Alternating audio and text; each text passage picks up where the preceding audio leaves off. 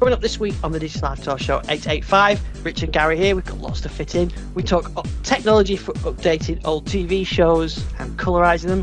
How does that mean? We talk AI. There's a lot of AI stories going around at the moment. We talk about that. We've got the latest Windows Insider news, smart home news, music news, all sorts of stuff. So let's get straight to Richard and Garry. Richard, good evening. Good evening. And we're back again for another show. And I think we've got quite a lot. We've got some Windows updates. We've got more ChatGPT. That seems to I get it right this time.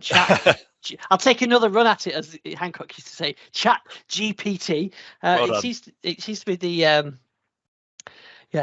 in thing at the moment, doesn't it? There's a lot of talk about that, but we've got that, and we've got some Windows patch news as well, and I've got some other bits and pieces I'll talk about as well. In fact, talking of Hancock, not directly our area, but they've colorized two of the episodes, the famous Hancock episodes, and I watched them over the weekend, and the colorization that they've used, the technology they've used, that is brilliant. Works really well. So anybody who doesn't know, Hancock half hour, sort of the biggest comedian of the time in the 1950s, I guess it was the 1950s. I knew about him because someone gave me a record when we used to get records of comedy shows, and I always loved it. And I've since found out he did some great shows and TV shows as well.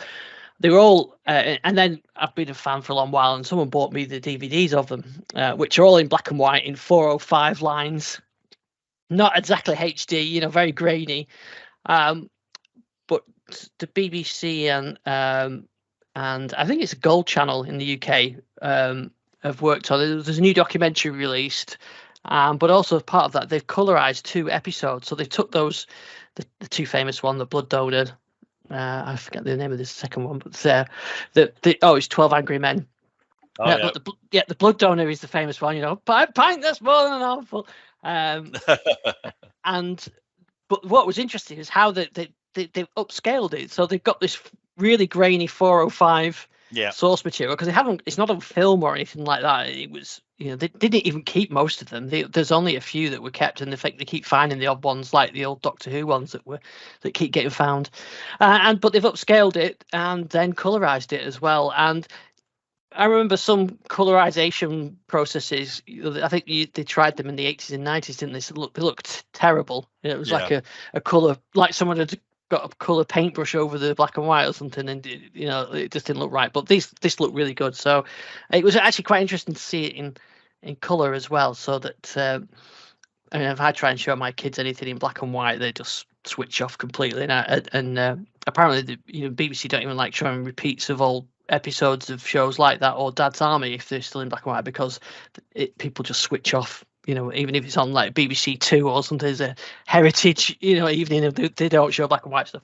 So this colorizes it. Yeah, it is. Yeah, but the colorization works well, and it's it's not a 4K ultra high def Dolby Atmos reproduction, but it looks good. It's certainly watchable, and it's quite interesting to see it in color as well. It does make it look doesn't look as old. It's a bit like the Peter Jackson World War One. I was actually going to just mention the World War One in color. Yeah, which is very effective colorization in that, quite spooky, really. Yeah, and that's probably the best example I've ever seen of it. But I mean, that was years of work, wasn't it? But that actually made it look like, they sorted the speed out and everything on that as well, didn't they? So well, exactly. Yes, I mean, there's other short films around as well. Old films where they've used AI to kind of fill in gaps and things. So it's slowed down, but they've put missing frames in, and it's all looks very, very well, basically modern. And I mean, there are. Yeah. I mean, I would say there are some problems with the colorization in the World War One in color, but I think it's so immersive that you can forgive it many things, and I would recommend it wholeheartedly, actually. Definitely, to anyone who gets a chance to see it. It's very, very affecting. Yeah, definitely. Yeah. So, have a look. Interesting on those on the Gold Channel. I know it's not exactly cutting edge stuff, 1950s sitcoms, but I find them amusing. And I would bet the tech to make it color is probably quite cutting edge. Yes, I would think so. Yeah, and I know that there was a lot of work gone into the restoration of those, so I think it's great. And we've seen some of the Doctor Who ones. I think, I don't know if I mentioned this last week, but there is apparently that they're even going to do some of this colour work on a couple of old William Hartnell Doctor Who's in time for the 60th anniversary. You see, I'm a bit of a purist. I'd say I kind of would prefer it to stay black and white, or just. But then again, Yeah. I'm an old man, so what do I know? Yeah, there is that kind of thing, and like I said, I've watched all the Hancock episodes on, but if I've got some, if you go on BritBox and watch the old Doctor Who episodes, my lads will watch any of the old Doctor Who ones, but if it's black and white, that's just instant switch off. Yeah, doesn't bother me, but yeah. I mean, I think the problem with the old Doctor Who episodes isn't so much the black and white or the old colour ones. It's just sometimes the effects are so cheesy. Yeah. I mean, they are. I'd rather just leave it black and white because once it goes colour, suddenly it's like in the 80s, it wasn't that good. Yeah, I mean, I think the worst ones are when they first got into the colour separation overlay. The green screen. Yeah. I think they used a blue screen, didn't they? For that. You get the old strange halo around them. Yeah, I mean, they some of those look really of their day. So, but I think the idea of this is to bring back some of these the old original episodes and make them sort of a modern audience, or at least leave it on for a bit rather than just instant switch off. So yeah, let's say it's maybe not our generation, but. Yeah, but we're a colour TV generation. I'm not saying but you've seen these things in black and white, so that's kind of how you imagine. That's you're happy with those, aren't you? The William Hartnell and Patrick Troughton ones in black and white are fine for me. I think where I did see, they have like lost episodes from the Pertwee era that were filmed in colour, and then have been lost, and they've colorized the black and white ones that they managed to preserve. So that makes sense, I think, in those cases, but. Yeah, if you're a purist, then don't go. But anyway, I enjoyed the Hancock ones as well. So. I'd recommend you check out we have gone off on a bit of a tangent here. Yes. But if you enjoy that, there's a stage show I think doing the rounds where they perform recordings of Round the Horn, I believe. Oh, I love Round the Horn. And I saw it. It must have been start of last year, and I have to say it's absolutely brilliant because all they do is they're basically on stage, and they basically, it's as though you're watching a radio recording from the 60s, and it's really, if you enjoy that kind of thing, I think it's one to catch. I think it's touring now, so I'm not affiliated with it, but I'd recommend catching it if you can, because it's a really good show, and it's just fascinating to see these old actors. Yeah, absolutely. Yeah, that sounds right up my street. And here's Garry in his sauna. You were going to say here's an old actor. No, we were slightly off topic, talking about the colour restorations of the Hancock episodes that they've just recently broadcast. Yes. And so it's not totally off topic, because the colour restoration. Exactly. That's how I tenuously. A bit of AI involvement, exactly, and then unfortunately I launched into Round the Horn, and that was it really. I love Round the Horn. I was. This is definitely a tangent, Alan cleaning. I think my dad always listened to all that stuff, But then when I was a teenager, if I remember, Radio 1, Adrian Just on a Saturday afternoon used to do... Adrian Just, there's a name, crikey. Yeah, used to do like a compilation show where he'd get little clips of these things. So that's how I got into it, and I remember hearing those. So rather than the full sketch, just do a sketch and rather than the full programme. But good fun. All available on BBC Sounds, of those Round the Horn as well, if you're interested in that. But yeah, certainly seeing it live would sounds very interesting. I kind of like that recreation of the era, how they do it. I would strongly recommend it, because it's just a good night out, really. And they do two faux recordings over the course of one performance with obviously the info on it. Yeah, I'd recommend it. Obviously, that is going way off the pitch of AI and ChatGPT, but yeah. But those colorizations, anyway, they used AI for that. So yeah. So good evening, Garry. Good evening. And so while we're talking AI, it looks like we talked last week about the integration of ChatGPT into Microsoft services potentially. Looks like they're definitely on the way. Yeah, that seems to be progressing quite nicely into whatever Office 365 is called these days. Yeah, but basically into PowerPoint, Word. Anyway, anything creative, you'll be able to use the ChatGPT. I mean, it's quite interesting because they're actually talking about running it over your own documents effectively to form the basis for it. So you'll from an enterprise point of view, you'll actually be able to restrict it, which I think is actually quite good. That's I can see that as a useful use of ChatGPT, where you're not going to potentially plagiarize stuff off the web. If you write your local writing style, I mean, I can imagine sort of publishing houses and things running across their own bases, or the magazines, their own content, and picking up the style, it being able to pick up the style of that content and then write something based on that with a little bit of extra input. Yeah, I think it's possible. It's got some potential. I still think there's a lot of risk with ChatGPT, in the more general sense, particularly with the danger of actually plagiarizing. I mean, have you seen that the exam boards have all put the teachers on alert for use of ChatGPT for doing papers? No, I didn't see that. No, I can easily believe it though. Yeah. So but then how did they police that? Because it's how do you know that something's been ChatGPT'd? ChatGPT is likely to come up very similar output for the same input. I was going to say yes. So I mean, it's also worth remembering it doesn't create anything. It's not a creating tool. It basically will regurgitate. So yeah, if you say write me an essay on this, you're going to probably get the same kind of stuff back out of it.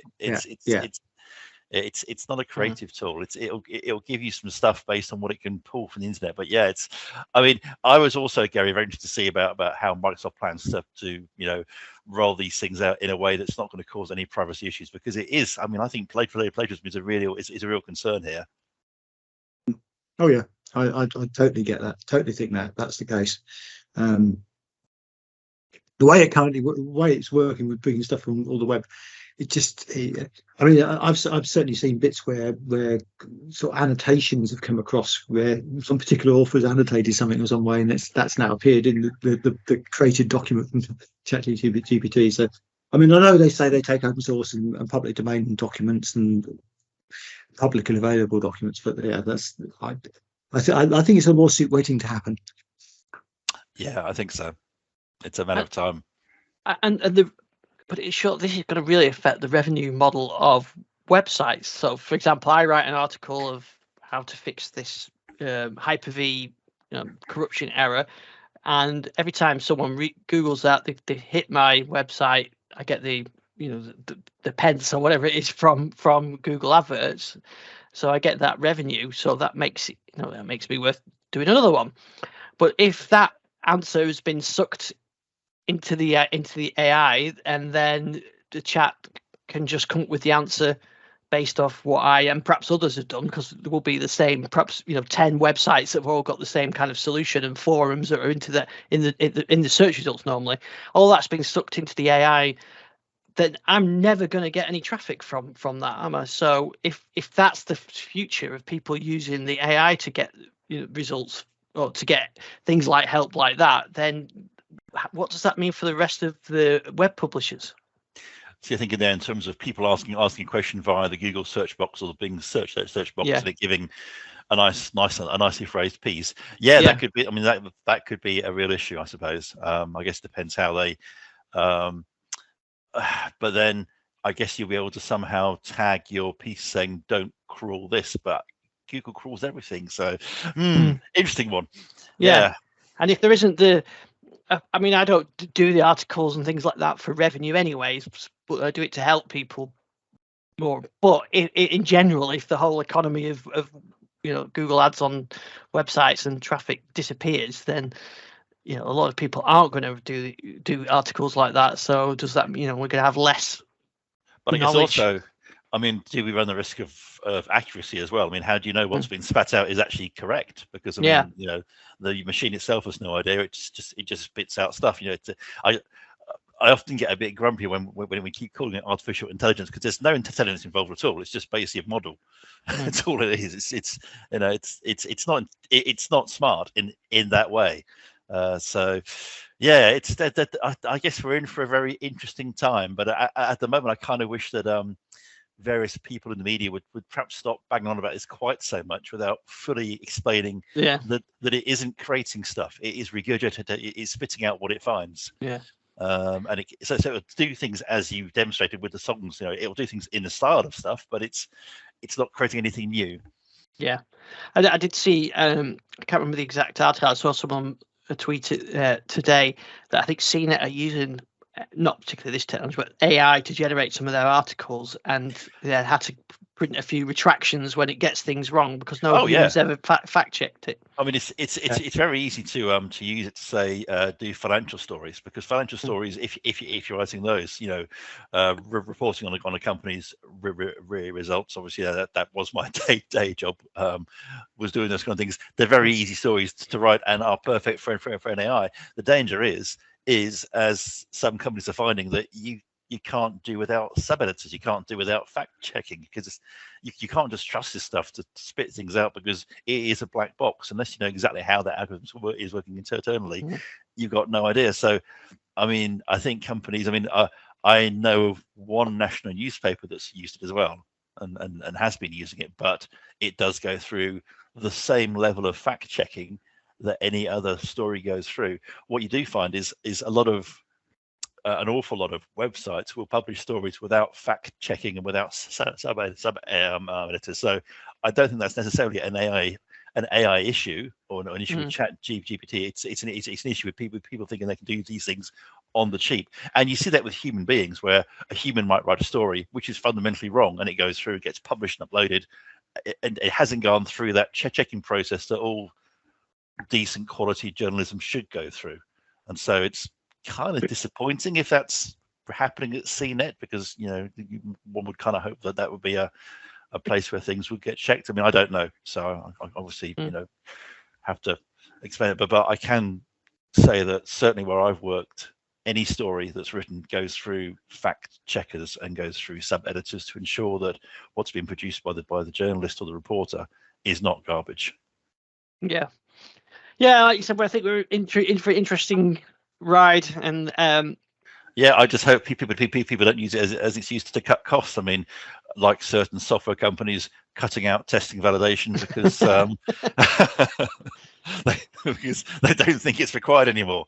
And we'll go on that later, shall we? And what's the worst that could happen with that? I don't know. Maybe deleting shortcuts from corporate desktops by a badly thought out Defender rule. I mean, that could never happen, could it? Well, and I think that is definitely one of those things that would really upset users, because that's one thing that users don't want, is messing with their shortcuts. Yeah, exactly. Yeah, it's I should put I'm making an oblique reference there to the Microsoft Defender. Is it the attack surface reduction thing? I think where basically a rule was rolled out that accidentally got triggered by certain Windows API calls, and basically the long and short of it was, on some corporate desktops it would delete shortcuts and things, leaving these machines pretty much non-functional. And there was an awful lot of shouting, and Microsoft I think rolled out a PowerShell script to try and reverse some of the damage, but not all of it. Hasten about it didn't happen to all corporate desktops, and I'm sure that Microsoft would say, well, you should always test this stuff. You shouldn't roll the stuff straight out to production anyway. And to which I'll say to Microsoft, yeah, you do test this stuff, don't you, before you send it out into the wild world? But yes, so that's an example again, where testing perhaps is not as good as it should be. Yeah, because I know that they've re-released the patch. I think we talked about this at the end of last year, and I can't remember the exact error, but I think it caused you to get into a startup loop. It was just a general Windows 11 patch that was released back in December, and it was kind of causing these issues. And there was a fix, and I think it was like a command line fix to take it out of that. So I think your machine was basically blue screening, and then you'd have to do this command line fix. But I can imagine that being, if one or two command line going on to a couple of machines to do command lines, fine. But if you've got a general rollout, then that's not what you want to be doing at all, especially if your machines are off-site, you certainly don't want to start talking to people through, because you've got to have passwords, and it's just a whole nightmare. But anyway, they've re-released that patch that was causing the issues last year, so I think that's okay now. But we managed to catch that by having a test group. And so it was in our test group to go out, and it actually didn't cause any issues with the test group. But there was enough publicity about it for me to say to the guy that manages that, hold that one. We can wait till after Christmas for that one. But there's always that balance between getting the updates out as soon as you can, because they're usually security fixes, and and give it enough time for other people to find out the issues before you release them. So it's a fine line sometimes. Bit of a tightrope. It is, yeah. Because certainly when you get a new antivirus rule or a new ASR rule or a security patch, you kind of don't want to put off them out for too long. But equally, you do need to test them, and it seems that the onus on testing is now more on users, and your company Wisely has a bunch of canaries where you'll roll it out first to the test, which is the correct way of doing things. It's just you kind of wish these things would get caught before they hit such before they reach the big wide world. But there we go. It's the world we live in now. Yeah, I suppose that, I don't know, Gary, is that it's a trending software development in general? It's not just Microsoft. Yes, indeed. Sadly. Yeah. But anyway, so if you were hanging back, they have fixed that issue anyway. So you can safely go with that now. As spoken by Ian Dixon on the Digital Lifestyle Show, Ian said it was okay to go ahead. Okay, Ian, well done, very brave, sir, very brave. Please don't contact me if you have any issues. Email at Ian at the If you need to fix it, you can log on to ChatGPT and put in your issue, and I'm sure you'll get a good solution off there. If the server was available, whenever I've tried to use it for the last week or so, it must be all the press that it's been unavailable due to capacity. So perhaps it'll be better when it's all green. Actually, caution at the moment. Yeah, well, that's why Microsoft is taking a cut from it, isn't it? What else did we have? So we had some Windows updates last week. We did get a new build of Windows 11 for a new dev build. We did 25276. Yeah, again, not the most interesting of releases. Well, I mean, I guess if you're a coder, they probably are. I mean, I can see a use for the live code. Oh yes, I was going to ask about that. Yeah, that's potentially useful. I mean, again, probably hand over to Garry there as our tame programmer as to the uses for that. I'm not tame. Yeah, Garry, what does it mean? What's a live Windows kernel dump? It's a live Windows kernel dump. It's just a way of getting data out when you're debugging. Basically, it's useful in certain circumstances when you're trying to figure out what's going on. Very useful for the Microsoft people, I suspect. Yeah, I was going to say it's probably not useful for application development because it's not really at your application, is it? It's the kernel rather than your. It's what's going on in Windows basically. So it's more useful for their team. Yeah, which is probably why it's been promoted then as a feature in there, because they can use it for. But it might stop updates from crashing your OS or deleting your icons. If you can do that, yeah. But apart from that, I don't think there was a huge amount in it. There was. How could you say that? The search box design in the start menu has been updated with more rounded corners to reflect the design of the search box and taskbar. Ian, go on now. Yes, there was actually one thing that's kind of sneaked into this, and I think there was a separate announcement, but it wasn't sung from the rooftops. But your OneDrive storage, effectively, if you use Outlook.com, your OneDrive storage is going to be reduced by the amount of attachments that you've got in your OneDrive. Yeah, that's basically. But I mean, that's been on the cards for a while, hasn't it? I mean, I think the change in this build is they're showing it in Yes. the cloud storage settings. But yes, I mean that's going to be, I think that's been creeping in for a while. Where basically they're going to include attachments from Outlook are going to turn up in your cloud storage, so you'll basically have less cloud storage than you thought you had potentially. But I think that's been ongoing for a while. That's not necessarily that new, although the display of it is. Yes, I just didn't.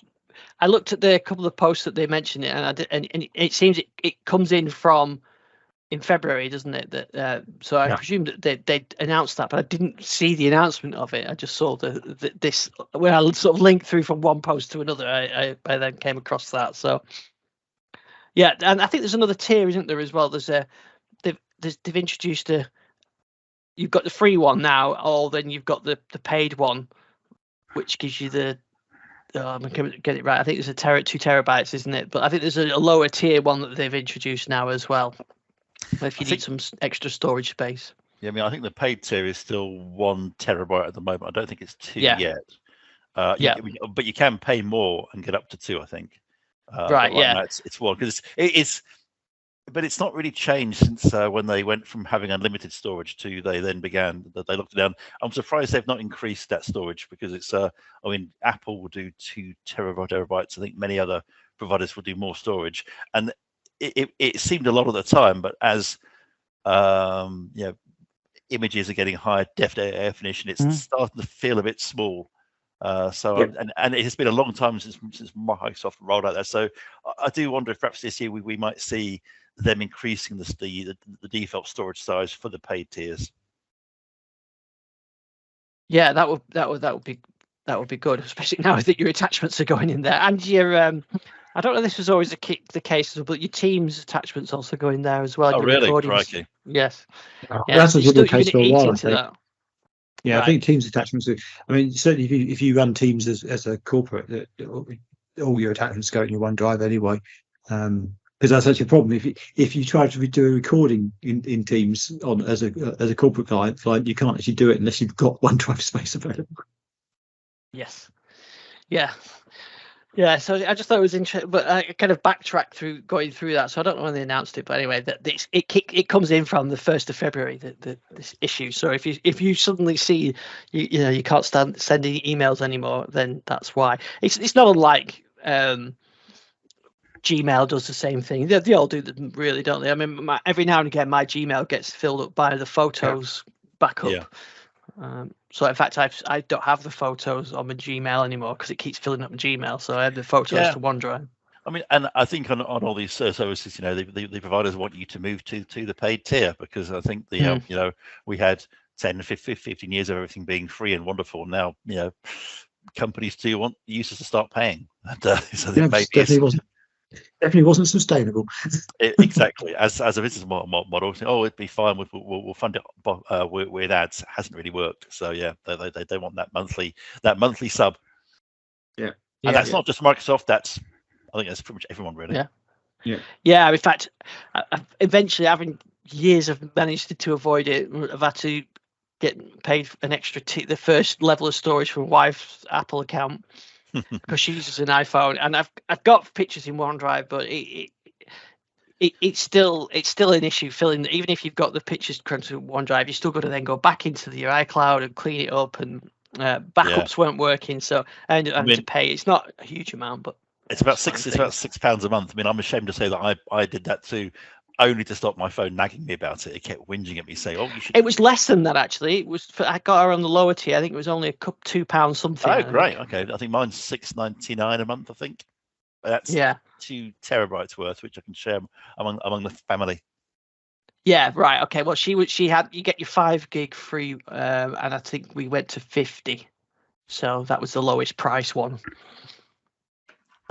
Which I'm sure will get filled up eventually, but we've got quite a while with that. Because the thing is, as well, it's easy to say, well, just delete your photos, but what photos? And especially, she has all the family ones on there that she's taken. And do you really want to start rationing that? But I kind of don't want to get sucked into paying, but those photos mean something, especially the family ones, and there might be pictures on there of people that are no longer around. You don't want to start deleting those off because we don't have pictures in cardboard or in boxes in the loft anymore, do we? These things, these cloud accounts are your cardboard boxes in the loft. It is, but equally, you should not rely on them because there's no guarantee that they'll be around. I mean, there's many occasions when obviously you would expect that Apple, Microsoft, Google, their storage accounts will stay active, but you've got to be very careful with digital media now because you just can't be sure that where you're storing this stuff will still be there in X years time. No. And of course, then there's the file format. Will the file format be supported? Whereas, I mean, at the moment, I'm going through doing some scanning some slides in old photo slides from sort of 40, 50 years ago, and of course they're still there. They still work because they're slides, they're physical. Whereas digital formats, you do worry. One, if the cloud providers are going to be around still, because there's no guarantee they will be there, and two, if the formats are going to carry on working. So, yeah, interesting times.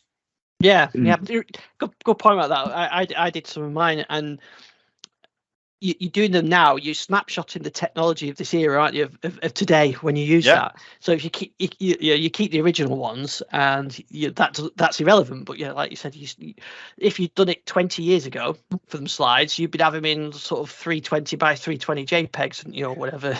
Well, exactly, and it's an issue for businesses and things where you have to archive things off. I mean, I've been involved in processes where they've had to archive some fairly crucial data on databases, and they've had to actually archive the computers on which that are used to read them. And you think, well, I hope those disk drives still work in 25 years time, because I bet they won't. It's really tricky. It's really hard. I mean, I know of one place actually ended up having to print everything out because it was the only way they could be sure you'd still be able to read that data in 40, 50 years time. Yeah, but this is not a new issue. No, and that's why we, these museums like the National Centre of Computer History and all those guys that we went to see last year, that they're doing a really essential service, aren't they? Because they're preserving some of these machines that can read these things, like the Doomsday Project and all that kind of stuff. Without them keeping them alive, they'd be lost. Well, exactly. Yes, I mean, they showed off the Doomsday Laserdisc, and of course they're suffering from Bitbot. And actually, for anyone who's got a CDR where they think they've saved all their family snapshots on, say, 10, 15 years ago, I'd say check the disk, because it could be rotting. It's especially if it's cheaper media or not been stored in the nicest of places, it could easily be starting to become unreadable, and that would be a disaster for so many people. So yeah, I'm sticking to these now. See, 90s, the 90s, and the metal tapes. So yeah, I've got my tape player here actually on my desk, where I'm starting to listen to and to archive some of these things. But actually, I was going to get them and perhaps get rid of the tapes, but I've changed my mind now. The hoarder that I am, I'm going to digitize the ones I want and then put them all back in the loft. So, don't tell her why. She doesn't know. She thinks I've tidied it all up and everything. Never get rid of those tapes. Never get rid of the tapes. Tapes are brilliant. Yeah, exactly. Yeah, I've got stacks of them, and I've been going through. I did find one which is quite amusing, because when I was a kid, I always used to love messing around with tape players and taking them apart, much to family's annoyance most of the time, because I took them apart and never got them back together again.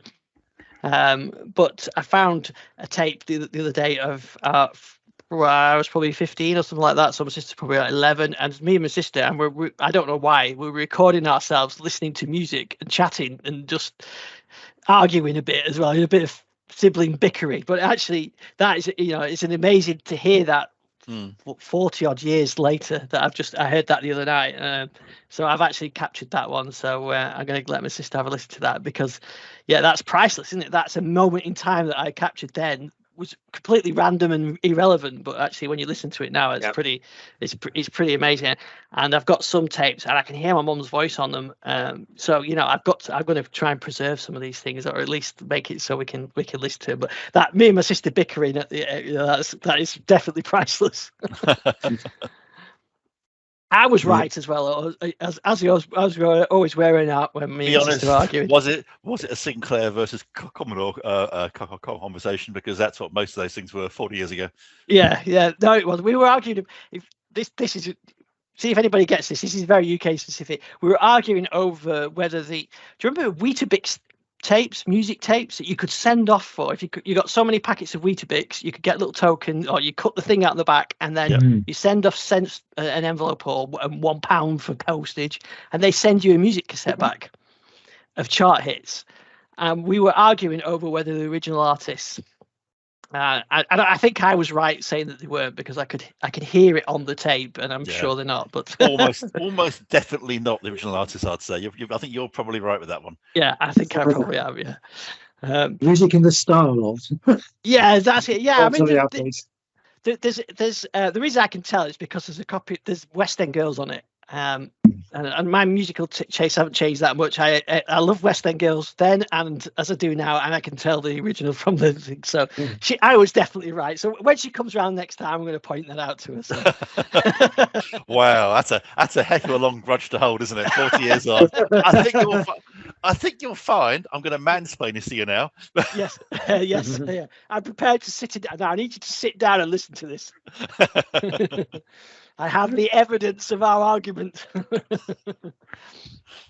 You could probably prove the point these days, because you could use one of the music recognition systems on your phone to actually tell what version it is. We could, yeah. But that's the thing, what we're saying about these formats. This is a tape that I probably haven't listened to for many years, and it works. I fixed my tape player, but even if I couldn't have fixed it, you can get these on the market. I think they're still even making them. Yeah. But a digital form, if I digitize this, say in 95 or something like that, the chances of me finding that having a drive that works and everything else is remote. And that's it's that point when you digitize it, you if you get rid of the source, which is kind of what you're aiming to do, then you're really at risk, aren't you? And it's like these like we talked about earlier on, these films that have been upscaled. Each time they do it, they've got the latest technology, haven't they? But you've got to keep those originals around, otherwise you can't take advantage of that. Yes, I mean, I've all my old VHS cassettes and things, which are, with home movies and things from sort of 30, 40 years ago now, which again, I've kept around, and I've got a whole bunch of Video 8 stuff, I think. I can beat that. I've got single 8 cine films. Hey, cine films, great. Anybody know what single 8 was? People heard of Super 8 and Standard 8. No, but I had a Super 8. I've got some Super 8 from my grandfather, but nothing. Single 8 was Fuji's proprietary version of Super 8. Right. It's still had proprietary versions back even back then. It was actually a superior format, but it's got a color definition. But yeah, it was. Yes, but you can play it on an enormously great projector, so you are right. Yeah, slightly. And that's another good example, isn't it? That's a basic format, but you're pretty much sure that you'll be able to play that in another 20 years. Yeah, as long as you could get a projector to work, and you can usually get a projector to work somehow. But 20 years ago, if you'd use the latest technology, Windows 95 or whatever, to do all this, then the chances are that might not be playable. And if it was, it wouldn't be as good. It wouldn't be that as good quality. So, yeah, that's a big issue, I guess. That's what these historians, I guess, people like BBC and their libraries must have these issues as well. Yeah, they do. Yeah. That's those restoration job teams and everything else, and so keep the originals. That seems to be the best up, but just don't tell my wife that I've kept the originals. She never listens to this, does she? No, she doesn't listen to the show. We've established that. That's fine. Yeah, I've told her I've cleaned it all out, but instead I've just brought more stuff down. Now, what else did we have? Oh, I just have one other things on Windows updates. I'm sure we talked about this subject last week. Go ahead. Is this Android 13? Yeah. Yeah, I think we touched on this the other week. Yeah, because we did. Yeah, actually, yeah. It kind of appeared. Just as we were recording last week. Yeah. So I've upgraded mine, but I've not seen a huge amount of changes because you don't really get the full UI experience. It's not like it's the one UI from Samsung or whatever that you see the change. It's just the under the hood stuff. But good for developers. Yep, I love it. So tell us more about the further Yamaha demo tapes. Oh, yeah. So I've done another one. So I did this last week. So this is the 1987 DX7S demo tape. I sent off for, and it's not as exciting as the DX100 one, which did sound peak 80s. This one's a little drier, but it's just some sound demos on there. But it's quite interesting hearing them out. They were pitching the 7S as a realism thing, and you kind of forget this now. But with synths now, I'm always trying to go for the analog or digital sounds that aren't real, but sort of in the late 80s, they were trying to be real, so they were trying to make it sound like a banjo or a violin, and then this tape really does try and emphasize that. But it was that era where the DX7 was kind of sounding a little bit old hat, and Korg and Roland were bringing out more modern synths, so they were kind of getting to the end.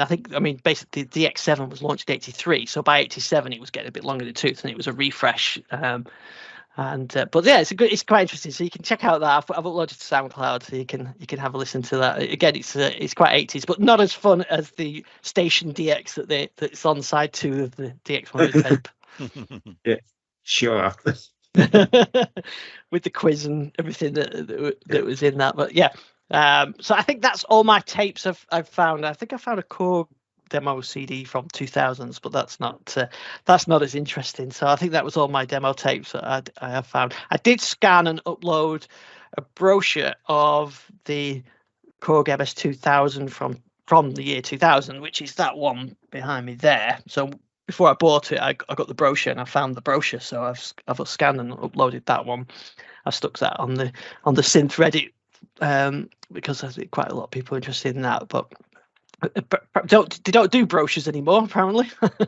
Oh. Yeah, so those are the days where if you wanted to find out about to get a brochure, you had to go into a store and have it demoed for you. But now, of course, you just go on YouTube and listen to it by some influencer. So yeah, those brochures and demo tapes and vintage Hancock, all showing our age. Yeah. Now the other thing I had, I'm just going to go back and do some Windows 11 quick tips. So I've done one this week on how to create start menu folders, because since 22H2 introduced start menu folders, I thought I'd just do some videos. So I've got quite a few of these to do now. So little sort of 2-minute videos of how to do some of the common things in Windows 11. Hopefully it helps some people out. And sometimes you forget how, we just get used to these things, especially if you've been on insider builds and you've had it for a year or whatever. But not everything is immediately common, and a lot of people just jump straight to YouTube now for, if you want to do anything like I'm going to build my loft, and the first thing I did was go on YouTube and look at loft boarding videos, because that's how you learn everything nowadays. Yep. No. You go to TikTok. Yes, I'm a bit old fashioned. I go to YouTube. You will be other times there. Yeah. Is there a TikTok video of you building your studio there, Gary? Not quite, but there might be. I am thinking about doing a video studio of the smart stuff in here, because it's getting quite interesting. Mind you, the most exciting thing I got most excited about today is so trivial. I got really excited about putting a coat hook up. Because I built the coat hook up out of the same material as the wall behind me, so it kind of blends in. You spot it. It's there, but you can't see it. Well, is that the little groove I can see? Just be down a bit. Oh yeah, is that it? Yeah, that's it. Very sophisticated. But yeah, there's lots of things I've got going on. I mean, the next thing I want to do is I've got. So this is the area I'm in now is going to be sort of the work area, and I'm actually going to have a podcasting area. It's going to be more soundproof and stuff like that. A bit further down the studio, and I want to run an HDMI cable and an Ethernet cable from there, and I want to do it neatly. So I've got this conduit stuff in here, and I'm actually looking at the panels for that and how you can actually create that. And I've actually found this really neat way of doing it, because I hate wiring Ethernet cable. I mean, terminating Ethernet cable is oh yes. I mean, you can do it. I mean, there's lots of tools for it now, and it is a lot easier than it used to be. But I still hate doing it. But there's a lot of these things now where they have to faceplate, and they actually have a kind of a double-sided socket. So you've got female to female, right. So you can just run a normal cable into it from back to back, and that's great handy, because that means you can upgrade your cables. If you suddenly want to go Cat 6 to Cat 7. You don't have to decouple it, or you just unplug it and put another one in, and these things would normally work. So that's what I'm going to do. So I'm looking at these things and actually looking at putting HDMI and Ethernet in.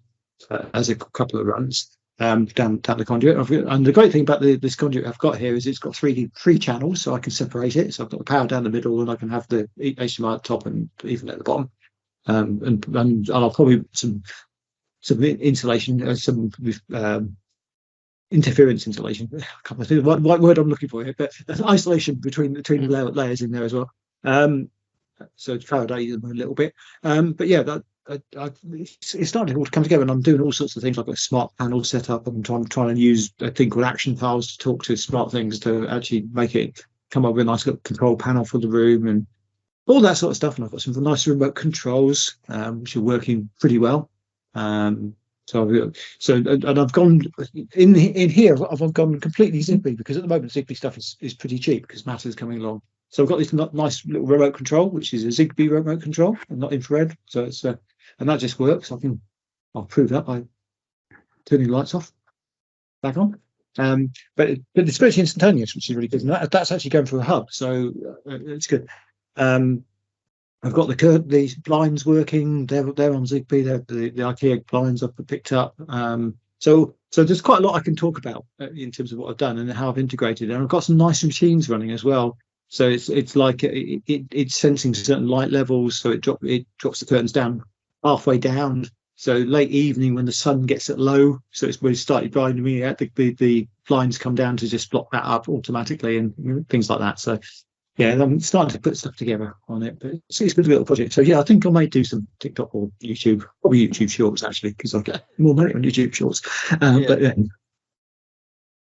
yeah, actually, I was looking at YouTube Shorts. You can actually start to get revenue from them from now on. You can now, yes, you can. Yes, that's good to see. But yeah, a bit of interest to do some of this. I've got some good and bad stuff. I think my favourite gadget at the moment is this thing, which is a smart knob, which is but it basically allows me to control the lights and if I can remember how to do it and dim them and by twisting it and press the right buttons and it'll turn on and off. And I think the battery's just run out. Which is a typical way to start it. Nothing is happening. Because I'm getting a load. Oh, there we go. That's actually working to some extent. Oh, there you go. Yeah, there you go. Yeah, so that reminds us, not unlike the Surface Dial, is it? It is. It's almost identical technology to the Surface Dial from what. Yeah. I think Gary's knob is smaller than Ian's. Yes, this is. I forget the dimmer only works if you turn the lights off, which is a really weird setup. But and then if you turn them on, they come on full power. And my camera's going to take a few seconds to get de-washed out. Okay. Yeah. Yeah. So, but it does work, and I can sit here and do that. But the other great thing about that is I can also switch it by pressing and holding, and then I can control the curtains, and I can toggle around each of the curtains, the blinds. So I can toggle it, and I can use twist knob to up, raise and lower the blind. So it does all of that stuff. So yeah, even if it's suffering demaritis, then. So once I've got the furniture's due fairly shortly, so once I've got that in place, I'll start doing some videos, I think, on it. One thing which isn't coming, which is really annoying me, is one of the things I wanted to do in here. It doesn't need much heat, as we discussed a few weeks back. I could have done with some heat this morning because I managed to leave the door not totally sealed overnight, and at -12 it wasn't very warm in here. Well, it was still warmer than I expected it to be, because it was -12 outside according to the thermostat. It was still 2 degrees in here when I got in. Even with the door part open, but I could have done some heat at that point. And what I have decided to go for is infrared heating in here. So I'm going to do infrared panel heating, which is supposed to be really good for wooden buildings because it doesn't get, unlike convection heating, you tend to get a lot of humidity with that. You don't tend to build that up with infrared heating. But unfortunately, we've talked about component shortages. There's apparently a huge component shortage for one of the parts of the panel. I don't know if it's Ukrainian again, but so that's now delayed. I was expecting it this week, and it's not going to be here until March because of the delays. Just in time for the spring. Just in time for the spring, so I probably won't get to test it. It will look nice. It's one of these art panels, so it's going to look nice. I'll show it when I finally get it. But yeah, that's good. But to be honest, these lights behind me are chucking out enough heat to keep it warm once it's up to temperature, and it doesn't then normally it doesn't drop overnight. Once it's sealed, it's pretty sealed. So yeah, it's good in that respect.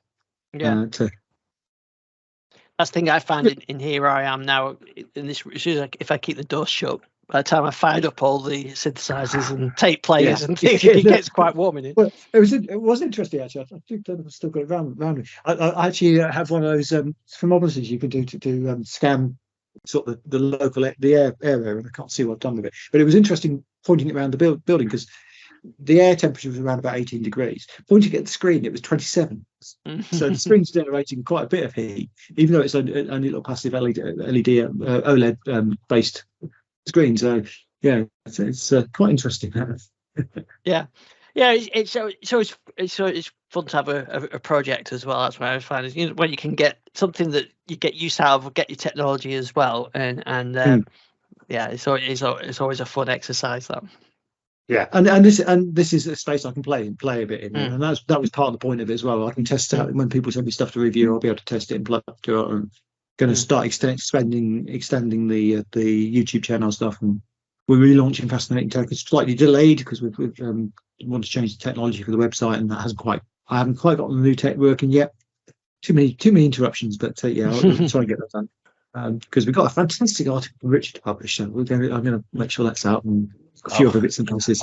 I might need to update that. Yeah, I think you might need to update it, Richard. But yeah, I was hoping to get it out a lot earlier than this, but yes, there's a few other things happening in the meantime, which I think might be worth bringing into a solution. But hopefully not long now. We're almost there. But yeah, that's all happening. So it's busy. And one of the things I'm hoping to do fairly shortly is do you know that Stonehenge has gone electric? Is it? Not using the sundial anymore. No, it's actually the Solstice Park just down the road from Stonehenge is the site of one of the new EV super hubs. And I think it's one of the first super hubs outside of a service centre station services from GridServe. So they've just announced that they got that, which is good. And it's nice to have some good news about the charging network after all the bad news stories which have been going around at the moment. And I will admit that the maintenance on the charging network has not been as good as it should have been. I think a lot of that is down to the way the government grants are structured. They're structured for capital expenditure and not revenue expenditure, so people are having to pick up the bills themselves. And although we've got that chicken and egg situation where we are starting to see EV take up, that's now outstripping the number of charges which are on services. It's not outstripping charges totally. If you go a little bit off track, there's tons of charges. The problem is they're not on services, as we discussed before, because of the problems with getting power to the services. But yeah, and that's changing and that is improving, and there's starting to be some real movement on that. I mean, you've got Work and Break have got their own. Apple Green, who actually own Work and Break, are now putting their own charges in a lot of their sites, and they're putting in quite large numbers of charges as soon as they can get the power into the site. But that's going to take a while, and while we're in this period, we were in the golden period a couple of years ago where there were far more charges than there were cars, and now in the period where we've got more cars and we've got charges, and in the places where people use them, and that's why you got things like the Christmas queues on the charges. But having said that, there was probably no need for most of those people to charge.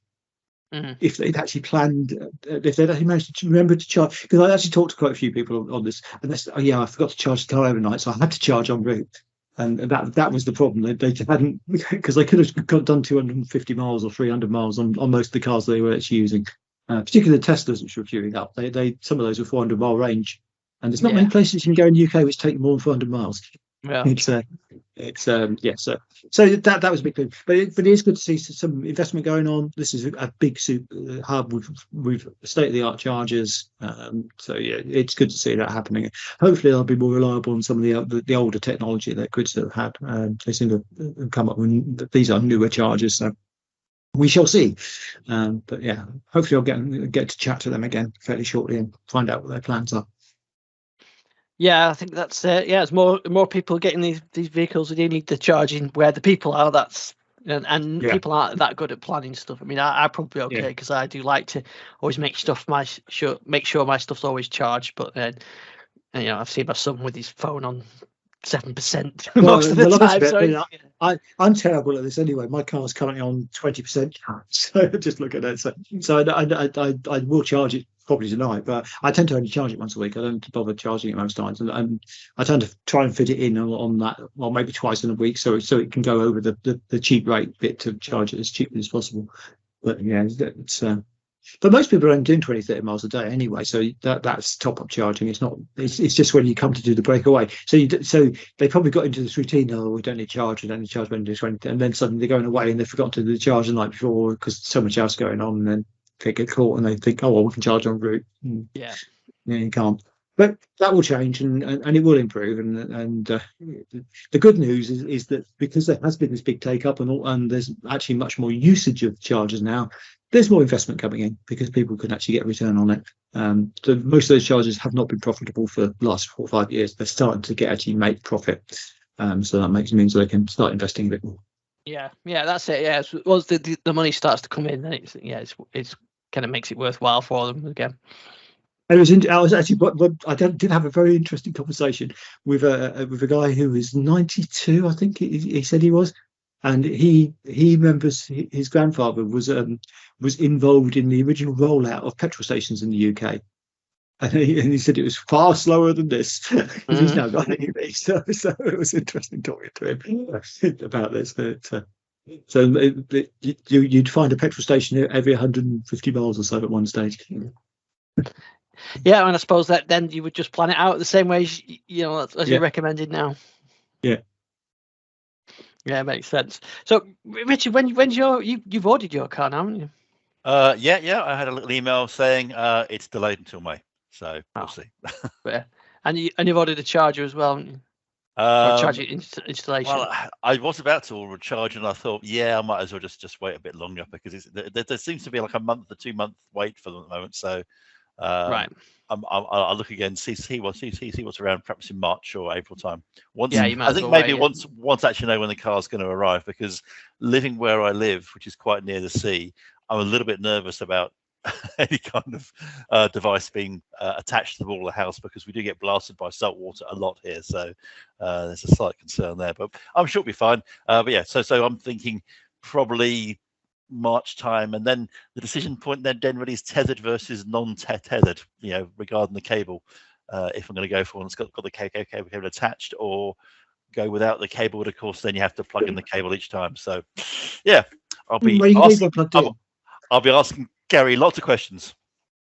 So my current advice has probably changed on that, because initially I would have said go tethered because it's more convenient. But actually, in fact, what I'm finding now is a lot of people have actually gone untethered, but leave a cable plugged in all the time. So because it's as cheap to buy 2 cables, you have one to carry with you and one to actually plug in, and that gives you the flexibility if things change as going forward. I wish I'd done that, because I could then have a smarter charger than I've currently got. An add-on cable, but yeah, certainly it's interesting. So you do sometimes think these things through differently after you've used it for a while. Yeah, exactly. And you are the expert, so I shall be picking your brains. Yes, that'll be good. We'll talk about that as we get nearer to the time. And I think that's just about everything we've got time for this week. One last thing, actually, wasn't there? One more thing. I don't think we mentioned it last week. We should perhaps have done a little R-tuner, because I think Windows 7 has finally dropped out of support as of now-ish. Yeah, the extended security updates, I believe, finished this week. Yeah, I think it's kind of stopping. Yeah. So it's time to bid Windows 7 and I think Windows 8 and 8.1. 8.1, a fond farewell. The time has come to move on to Windows 10 or whatever. But let's face it, if you're running Windows 7, you won't be getting Windows 11 on that machine because of the compatibility problems. No. But Windows 10 will work, and that will keep going until October 2025, I think. So yeah, time to make the move if you've not done so already, because the updates are definitely stopping.